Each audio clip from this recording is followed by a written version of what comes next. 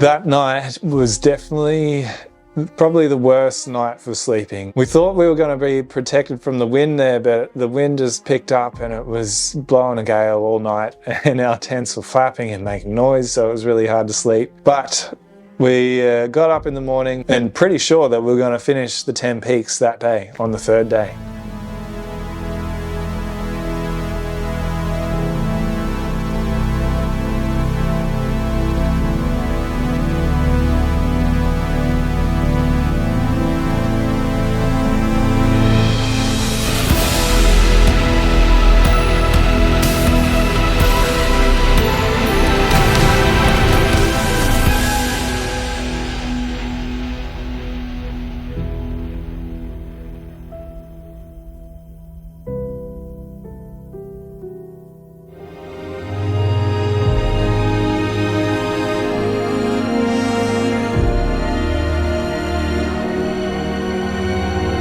Day 3, morning of.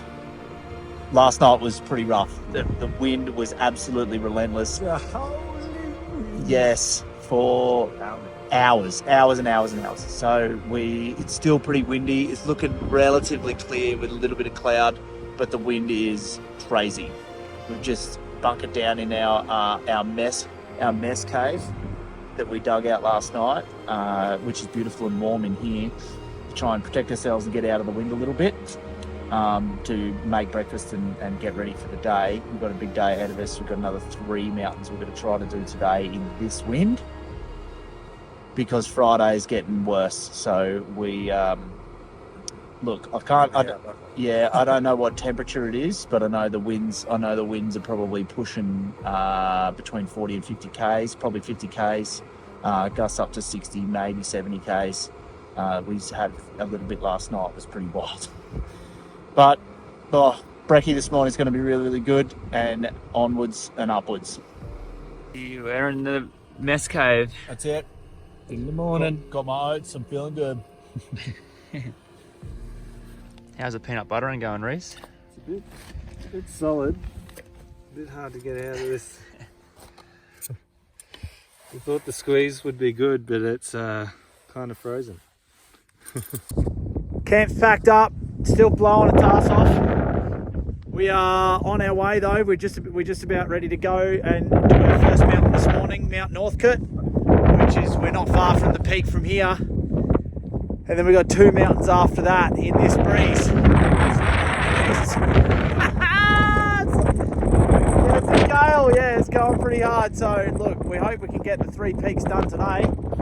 That's the goal, and then we're going to go down lower level and try to get some more shelter for tomorrow, because tomorrow's going to get worse.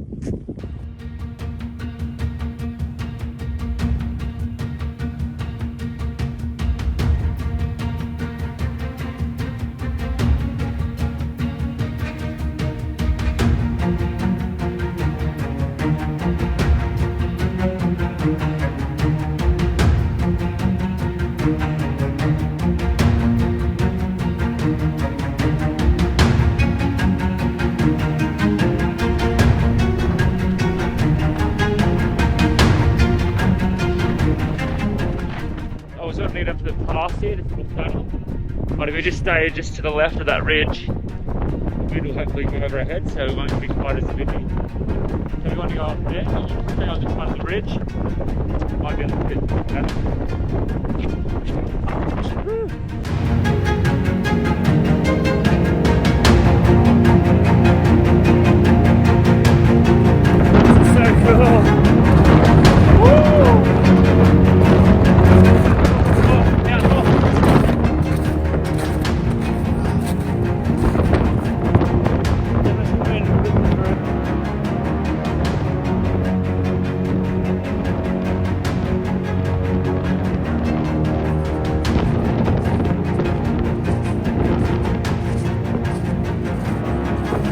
bit of a slog that hill, eh?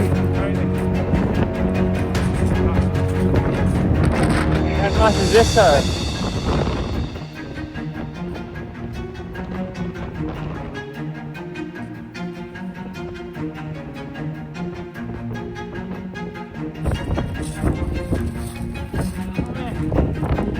So windy. So windy. It's crazy now. There's little keyed off once again. Oh, it's an extra stairs. You just see this head of the trail.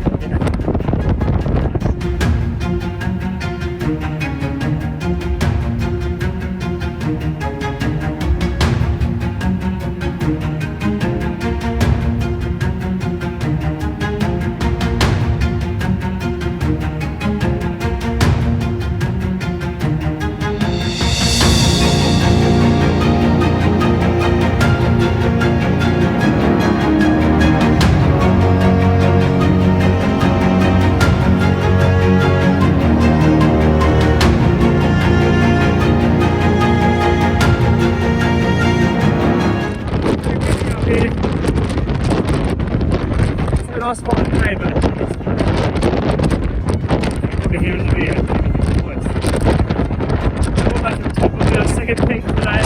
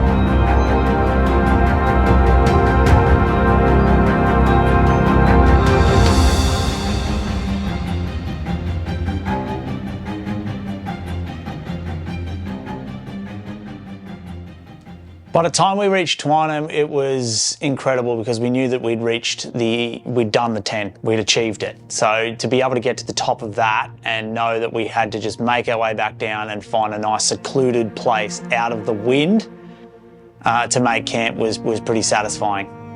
We did it. We did the Aussie 10 in 3 days. Who would have thought that at the beginning of this journey we would accomplish that? Because this was not the goal that we had in mind. We thought we were just going to do 2 or 3 peaks. To tackle the Aussie 10 and do it that quickly, I can't put into words how incredible that feels, and building that resilience to push ourselves to accomplish that just feels like it could be applied to everything in our lives. That anything after that is not going to seem as hard because it was hard, and that's the point of it. It's meant to be hard so that you can feel the joy at the end of it.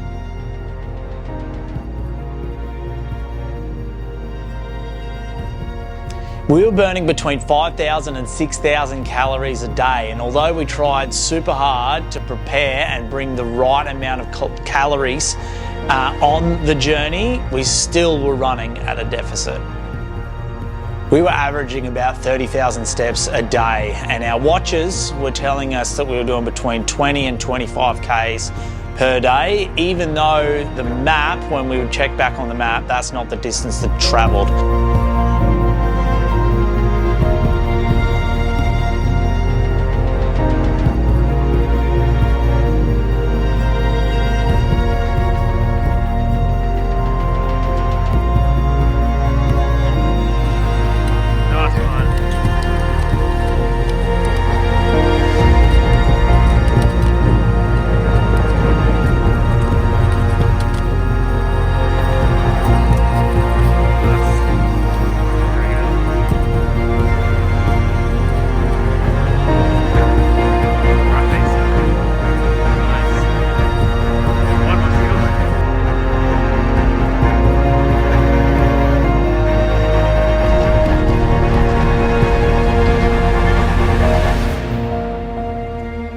we were a little bit worried that our tents were not going to survive the night in the winds that were continuously picking up. But at the base of the mountain, as we traversed around, we actually found a really great spot on the southeastern side out of the northwesterly breezes.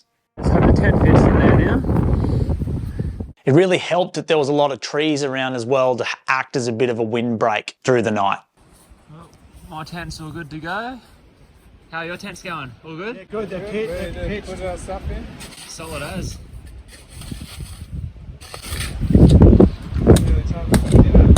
We tied what you showed us the first night. We tied one of the snowshoes down under the ground there, and I tied it to the tree there, and another snowshoe down on that far end. And then we've got a snowshoe on the corner of Reese's, and then just a peg on its side to try and keep it pegged in and tied off to the tree. So it might flap in the breeze, but it won't go anywhere. Not going anywhere. Awesome. So cool. And I've pretty much more or less just buried mine. Yours looks awesome. Well, it must be dinner time, I reckon.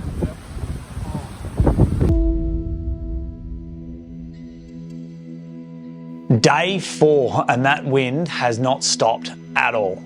So getting up again for another day of trudging through the snow in those types of winds, I was not looking forward to it at all. But this was the last day and we didn't have to do any more mountains.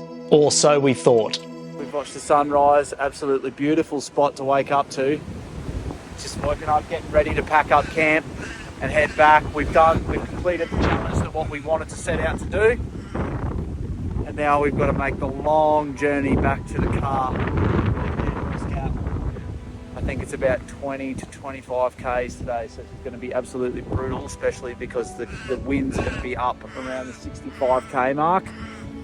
And we're going to be walking pretty much head into it for most of the day. But it's been a really good trip, and this was a really good campsite. It was nice and secluded with the winds up. We found a spot on the more so on the eastern side of the mountain to try and get away from some of those northwesterlies and westerly winds that picked up last night, and we survived. I was a little bit worried that the tents weren't going to survive. They did. While we were packing our tents up in the morning, Leighton broke the news to us that we hadn't actually done the Aussie 10. We had done 10 peaks, but one of them was an unnamed mountain that was the same height as another one. So we had one more left to do on this 4th and final day of this expedition. And we were pretty unhappy about it because it was going to get up to 100-kilometre winds that day. I was kind of dreading that wind on the top of a mountain.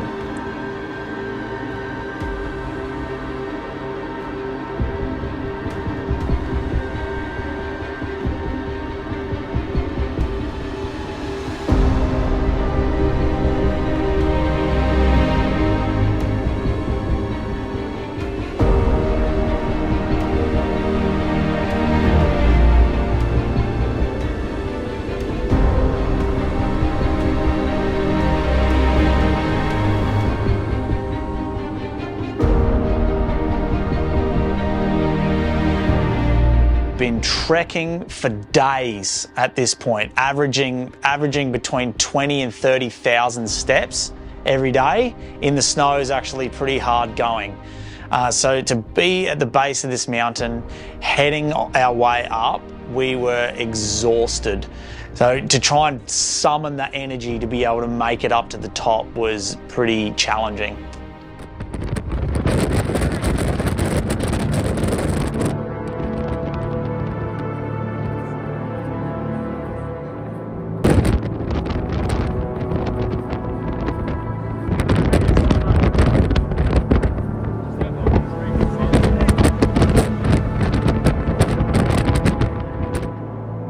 We made our way through the backcountry and up to the Kosciuszko trail and towards Sleeman's hut to take refuge out of this wind.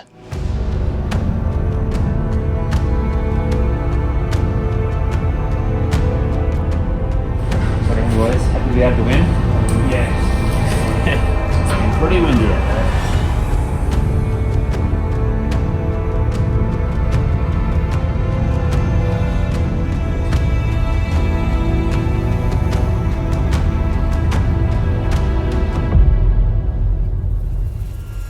Just before we get to the top, winds start to reach about 100 k's an hour.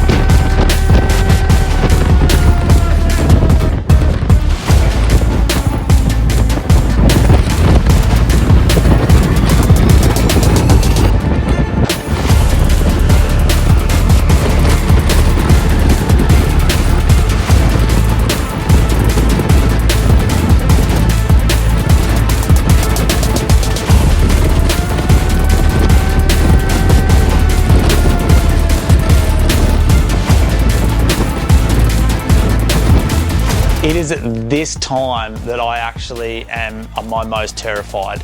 There is a drop off on the other side of the mountain that's very close to the peak, and our wind is pushing us in that direction. If the wind had pushed us and we had stumbled, we could have easily fallen over down that peak. It was definitely making the adrenaline course through our bodies. So to be up that high with the wind pushing us that hard was the most nervous I've been the whole trip.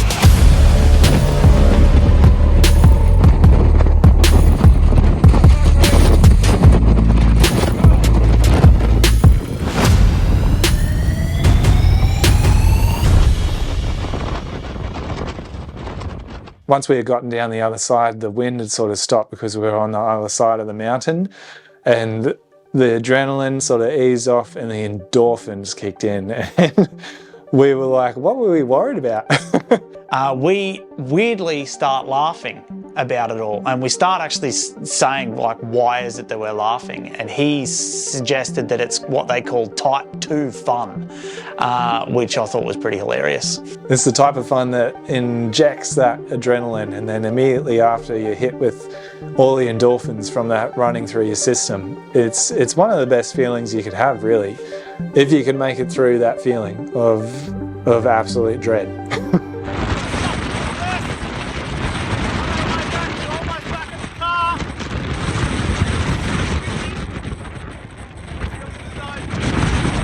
So weird to be on the grill.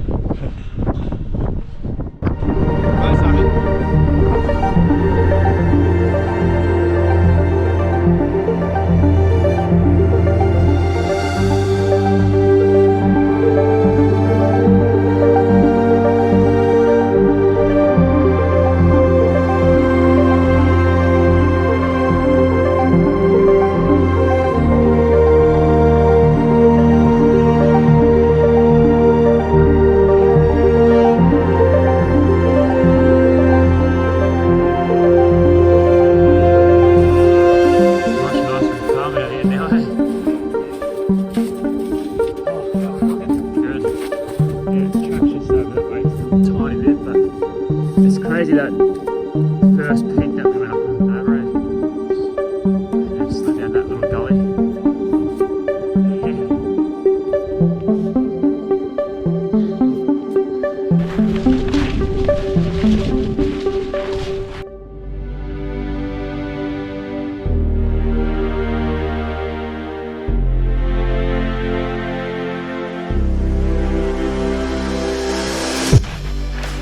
Leighton's just fallen down a hole. Look at him. On the way out, look how deep it is.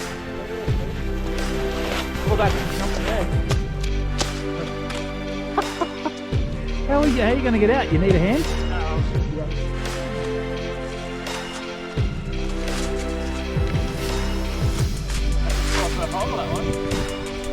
Whatever. Thankfully he's alright. I mean, no broken bones.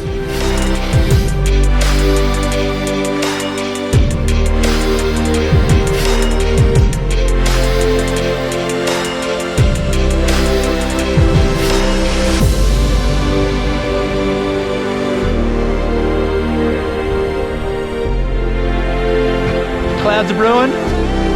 Looks like it's about to start raining. We've only got about a K left to go. We're almost there. Hopefully it doesn't start raining before we actually finish the hike. We're nearly there. This whole process of training and preparing our bodies for the cold with hot and cold therapy and making sure we have the right breathing techniques to be able to push through and have the stamina while we're going up these climbs was just immeasurable, the impact that has had to make us accomplish this expedition. It has definitely taught me resilience, and I definitely think we've built more resilience than we had before.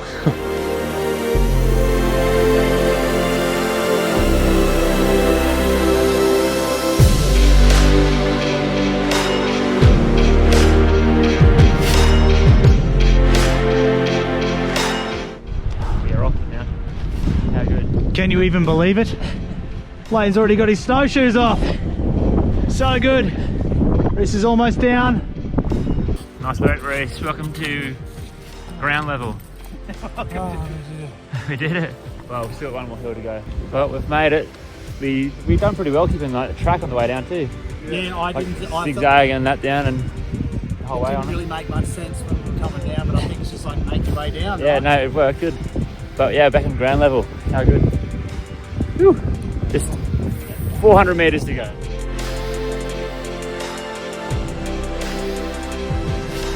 So just normal things that would have made me feel stressed or anxious just don't feel as bad anymore. It's like that extreme stress of being on a mountain with 100-kilometer winds pushing us over has just made everything else seem less serious and just easier to handle. And I guess that's why we're interested in exploring and doing these expeditions, to see how they do impact our bodies and our mental health and just well-being overall.